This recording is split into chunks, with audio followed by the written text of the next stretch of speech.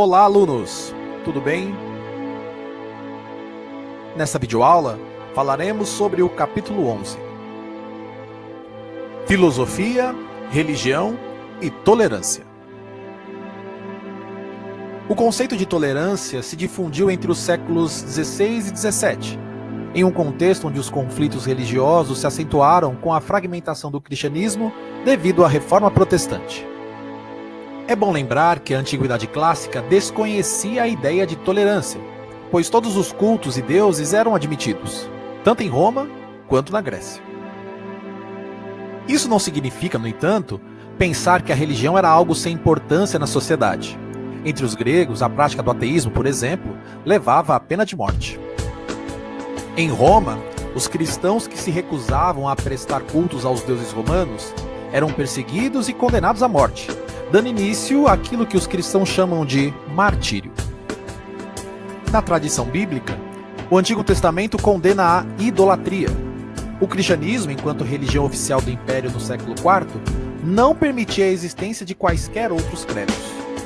Filosoficamente, há 3 sentidos pelos quais podemos compreender o conceito de tolerância: o sentido teológico, o sentido político e o sentido social.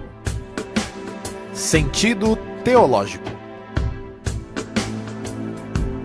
A tolerância no sentido teológico consiste na aceitação de outras práticas religiosas sem que estas violem ou desrespeitem a religião oficial ou predominante. Tolerância política.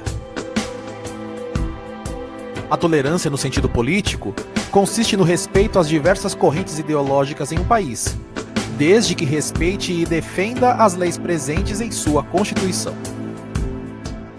Sentido social. A tolerância no sentido social consiste no respeito às opiniões contrárias para uma convivência pacífica. Tomás de Aquino, um dos primeiros a pensar filosoficamente a tolerância, diz que a paciência se confunde com a tolerância, pois somente ela é capaz de permitir alguns males. Em outras palavras, ao tolerar alguns males, ao mesmo tempo promovemos o surgimento de bens ainda maiores. Mas atenção, cuidado! Ao defender a ideia de que alguns males aconteçam, Tomás de Aquino não está afirmando a inexistência deles. Ao contrário, a permissão de alguns males consiste em evitar a tristeza desordenada, que, segundo ele, é a raiz de todos os males. À medida que a sociedade ocidental inicia a separação entre igreja e Estado, o tema tolerância torna-se cada vez mais urgente.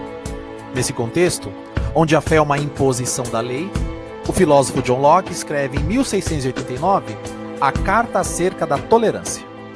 Segundo o filósofo inglês, mesmo com a separação, a tolerância é de interesse de ambos, tanto Estado quanto religião. Segundo ele, a função do Estado consiste em garantir e promover os bens civis, vida, liberdade e a propriedade. A religião, por sua vez, tem como objetivo cuidar das almas e da salvação eterna. Portanto, os cidadãos irão perceber que tanto o Estado como a Igreja possuem limites de ação. Assim, tolerá-los e aceitá-los em suas diferenças será fundamental. O filósofo Voltaire também escreveu sobre a importância da tolerância. Segundo ele, a tolerância deveria ser um sentimento comum a todos os seres humanos, porque todos são ignorantes em diversos assuntos. Quando alguém julga-se onisciente ou sabe tudo, surge a intolerância. Por este motivo, ele defende a tolerância da disposição do espírito.